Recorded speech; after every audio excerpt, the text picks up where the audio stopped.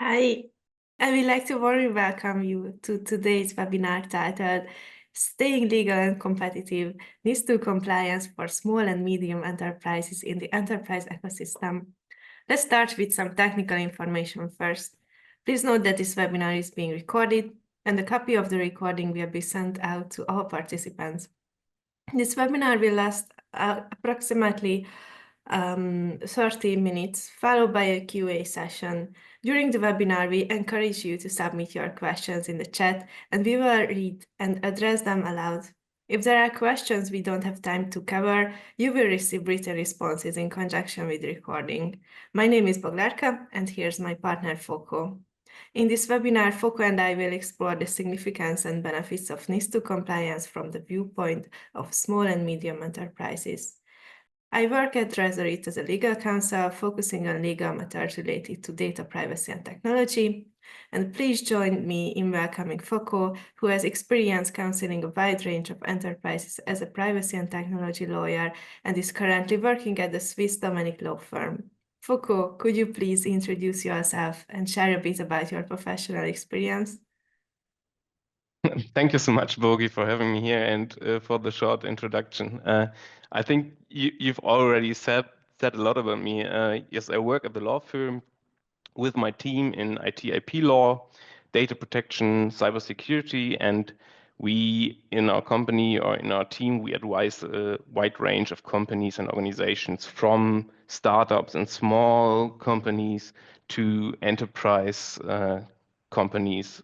And over the last few years, and this is why I think why we're having the chat in the last few years, I had a great view on the evolution of the areas of data protection and IT security very closely, and the rapid change within the laws and the technology. So yeah, we're really happy to advise our clients every day with the best practices, and so I hope we can give you as listeners, as viewers, a nice overview on what to do about NIS2.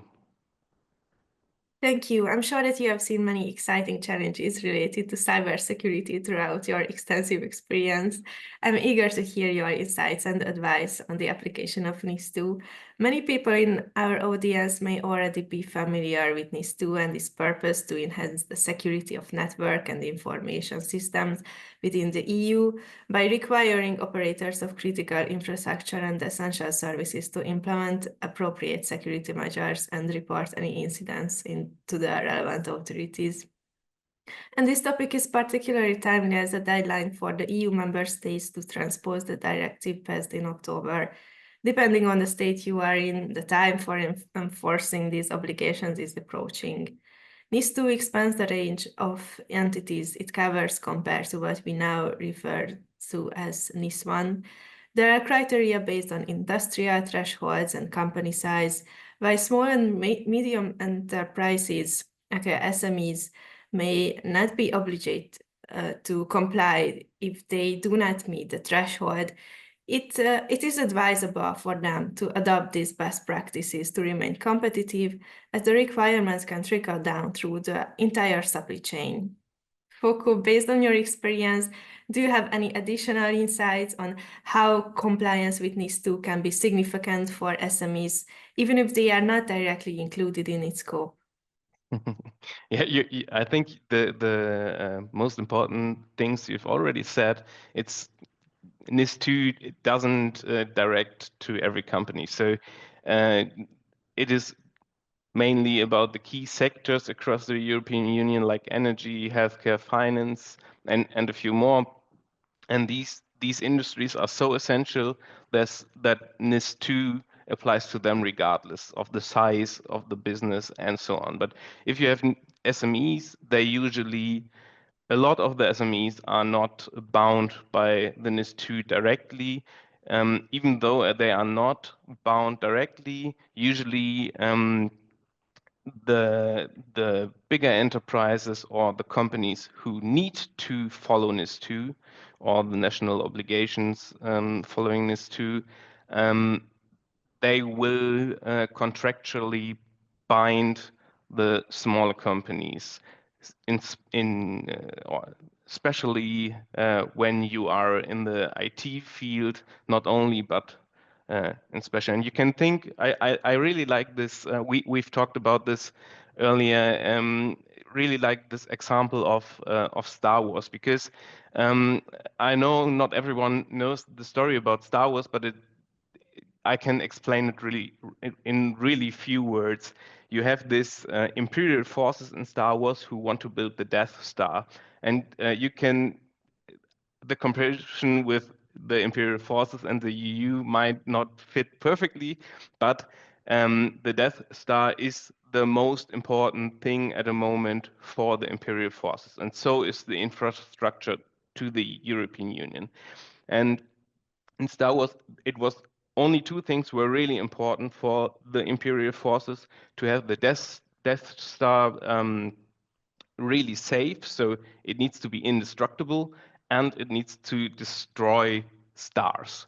So to make it really indestructible, you need to have security protocols in place, and your constructor, your company who constructs the Death Star, needs to build it within these security protocols. But to have a view on this company, or the company will be bound contractual by law, however, from the imperial forces, the company who builds the Death Star can't build it by its own. Like in the real world, if you take the automotive industry, the airline industry, whatever, who builds stuff, they can't do it on their own. They need suppliers, smaller and bigger suppliers, and they are not bound directly by law, by contract, by whatever. So they need to give the security protocols to the smaller suppliers. And if they don't, and if it doesn't work, then you have something like in Star Wars, you had the ventilation port in the Death Star, and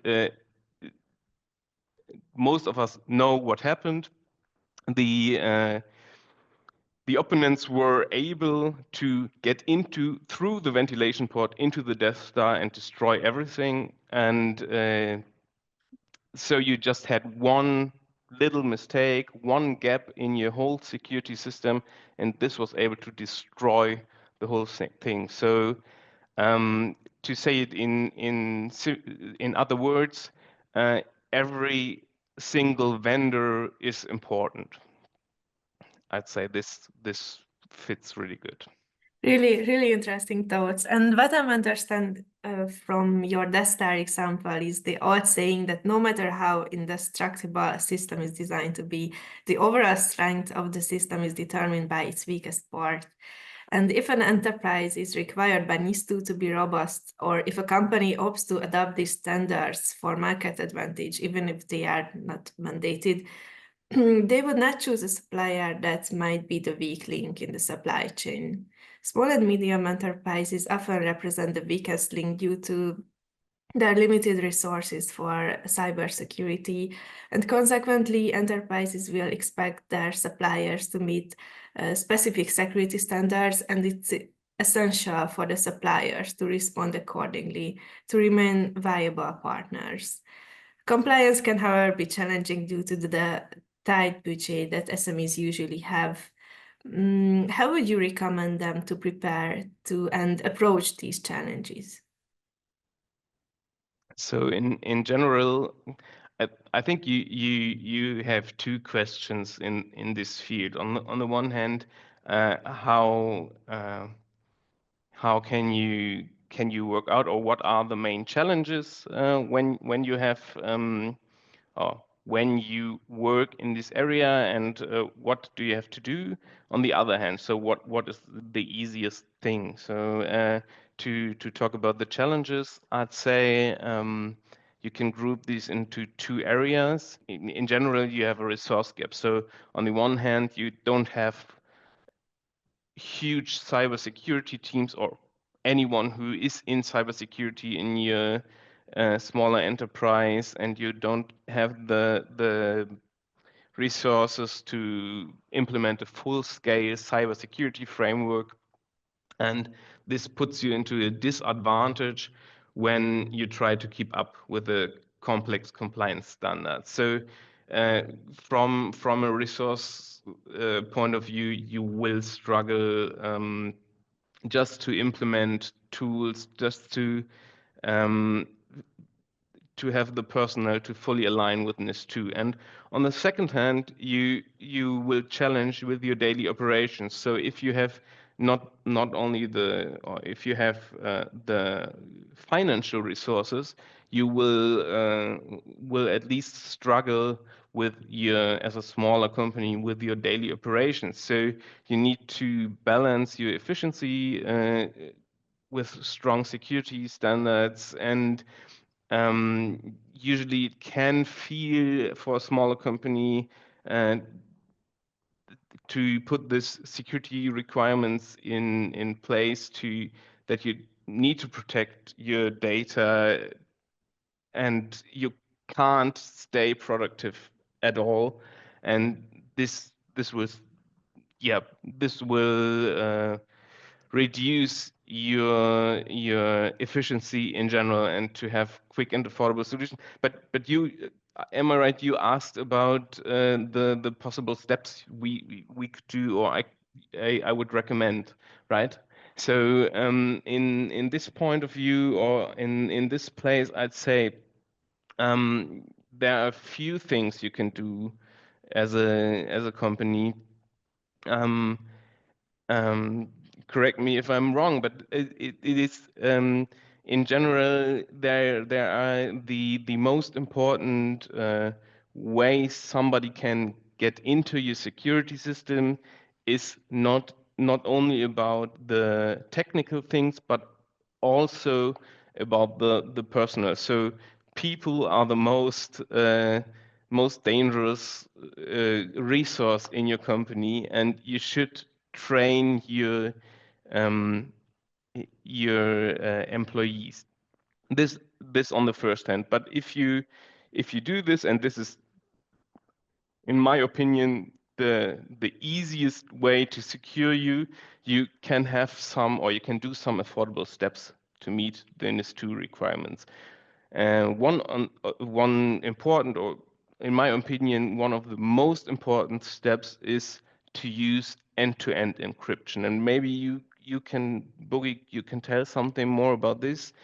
On the one hand, you need to have data at rest encryption. On the other hand, you need to have data in transit encryption. And because it's a topic for Tresorit, it's the in-transit encryption via emails, for example, and the at rest encryption in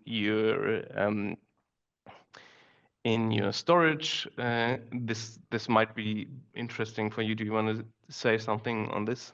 Yes, I'm glad that you refer to encryption. Needless to say, that is also very important for us as well, because besides the usage of encryption solutions, which protects the data in a way that even if the system is hacked and it leaks out, the attackers could see nothing but the code with which is completely nonsense. And I couldn't agree with you more about the importance of awareness. Raising information security awareness is the step zero when fighting against cybersecurity risk, because only after we realize what can be the possible threats, only then can you start to prepare and protect against them. And circling back to the weakest link analogy, a significant part of information leak is not caused by malicious attack, but a human error. So I recommend seeing solutions which seeking for solutions which mitigate the risks of human errors as much as possible, or makes it easy to undo them, just as revoking a link that has been sent to the wrong recipients. Yes, yes. I would add some points. I think the end-to-end encryption is not the only thing you can do, but referring to this topic, and to the encryption, at least to the encryption at rest, I'd say you should set up good access controls. So if you have this encryption and you have a good storage service provider, or you do it on your own, and you can encrypt it good on your own. You should you should control the accesses, and this is an often done mistake. People can see everything in companies from the first email to the most important contracts, and this shouldn't be. Also, what I would recommend for everyone, because I've seen it a lot that companies don't do it, you need to have for the worst case a cyber security incident response plan and an emergency plan. Nothing is worse than getting encrypted or getting your whole systems encrypted and you don't know what to do. So you need a plan B for this in place every time. Yes, and finding the right balance between cost effectiveness and efficiently using time and human resources is an ongoing challenge. However, I think that SMEs should not overlook the opportunity to distinguish themselves through their commitment to compliance. And since investing in cybersecurity has its cost, I think it's an important aspect. So, do you think adopting NIS2 practices could position SMEs as a stronger partners within the enterprise ecosystem? Yes, I think it's quite easy to see that you have some, or there are some benefits you will see quite easy. I mean, there is a really big downside. It's quite heavily expensive to have a full implemented, full size cybersecurity. It's quite expensive, or in speaking in time, you need to have a lot of people doing this, especially if you have a complicated infrastructure, IT infrastructure. But you can build you can build trust quite good when you want to build partnerships. So this is the main point to get a stronger or get stronger in comparison to your competitors. So if you are in a big market and there is it's funny that we are talking about, because there's a nice example. I think I've seen a research of the ETH Zurich in the last few months about what was it about the end-to-end encryption cloud storage systems, and there were, I don't know, maybe you know it exactly, something about between 5 and 10 companies, storage companies, which were tested, and Tresorit was the only or one of the only companies who passed the result without large gaps. Can you do you know more about it, or is it just a fun fact I've heard a few? Yes, it's really good. Thank you.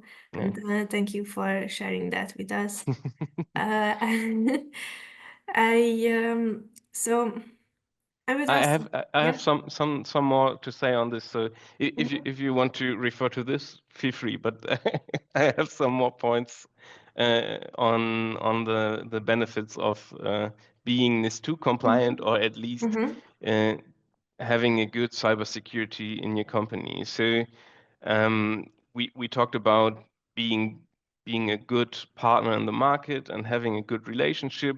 Also, you will benefit if you keep on having a good cybersecurity. You will have longer and safer relationships with your partners.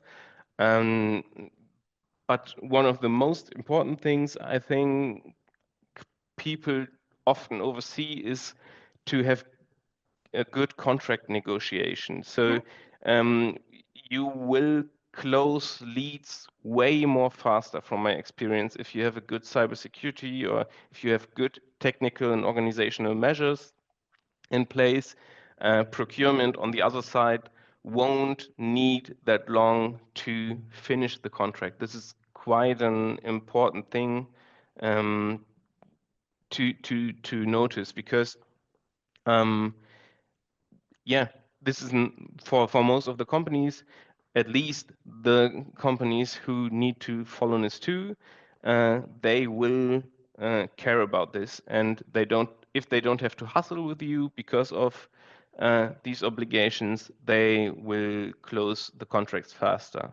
The last point I have on this is the efficiency. So when you get hacked, or when you get fully encrypted by a ransomware attack or something like this, it's way easier if you have good cybersecurity measures, or at least the standard cybersecurity measures you should need to have to get back on track. I've seen companies who needed between 3 and 6 weeks getting back to their normal day-to-day business. So this is really important from my point of view.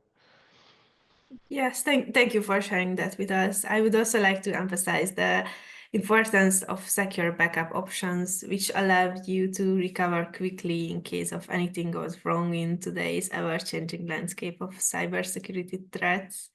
And just circling back to the contract negotiation part, from my experience, while contract terms between a customer and a supplier can often be negotiated to include additional guarantees and liability clauses, these guarantees typically provide some kind of consolation only after the issue has occurred. However, there is no assurance that these guarantees will truly compensate you for what you may have lost due to defenses, human errors, or malicious attacks. Therefore, it's essential to seek a solution that minimizes this potential risk by default. And since we are discussing financial losses, I would like to hear about your experience again. How would you describe the common mistakes companies make when trying to comply with NIS2 or adopt cybersecurity best practices, and how can they avoid these pitfalls? I think that, yeah, there you can make the most or the biggest mistake in adopting cybersecurity best practices and in complying, because when you just have a look on what you could do, what software you could buy, what hardware you could buy to protect you, you could do. Yeah, it's endless. It doesn't stop. And one mistake is, on the most common mistake, I hope nobody does it, because if you're interested in this topic and you listen to us, there's you won't do it, but most, or a lot of people, a lot of companies think that they are not affected by ransomware attacks, by cyber incidents in general, because they don't work with IT, or their IT is just a few computers in the company, and they just have to write some emails. But even they get encrypted, and the problem is, if you don't do anything at all, you will, or it's just a question of time when you will get encrypted. But because this is not our main topic, or most of the people who listen to us won't have this problem, I would say the most common mistake is to miss out on cybersecurity trainings for employees. What I've said earlier, most of the mistakes happen due to clicking on phishing links and mishandling data and so on. And regular training helps employee to stay alerted and avoid these errors. I had an example, I think 2 weeks ago, something like this, and we made a phishing test on a company, and we sold gym memberships, or we gifted gym memberships to people who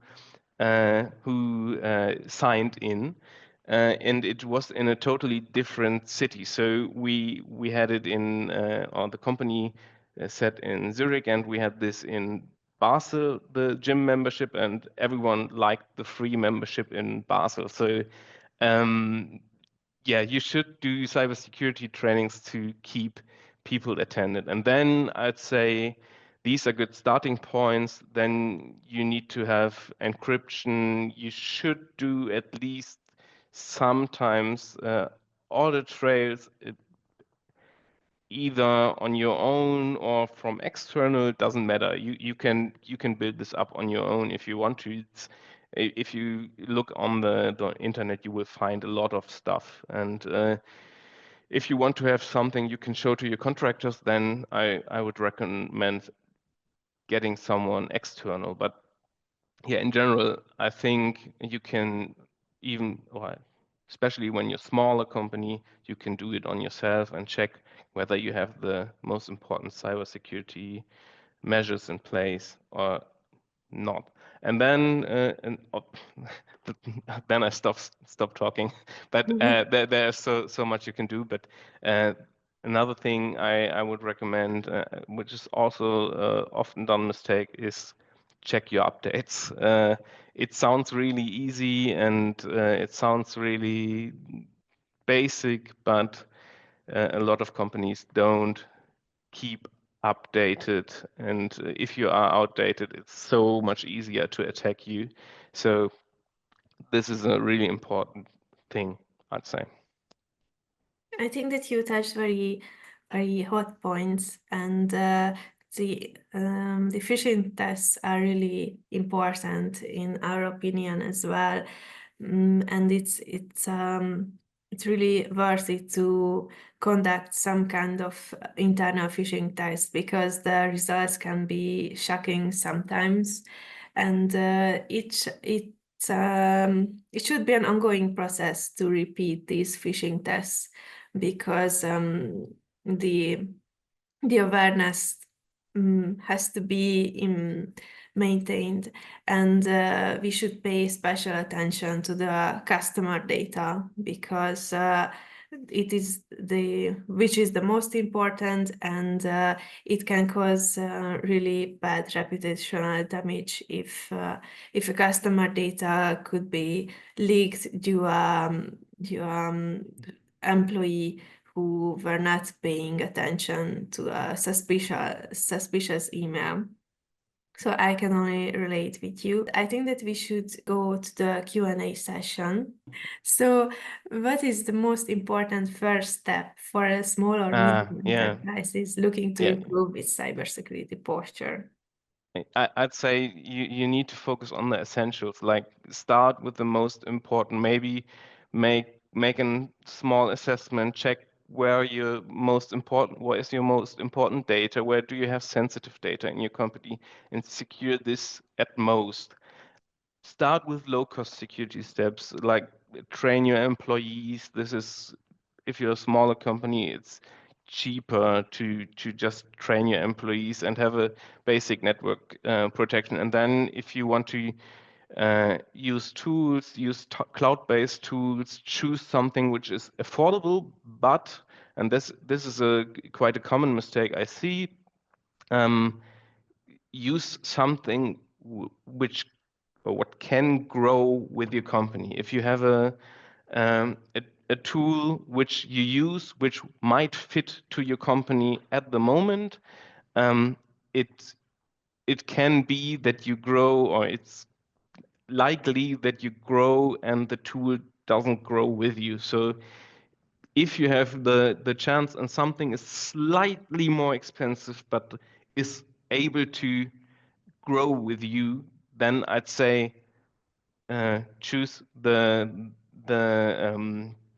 bigger or the easier tool for the future, because you will lose money if you have to transfer everything, change your contracts, change your business partner, speak with new people, and that will cost you a lot of more money than just being smart from the start.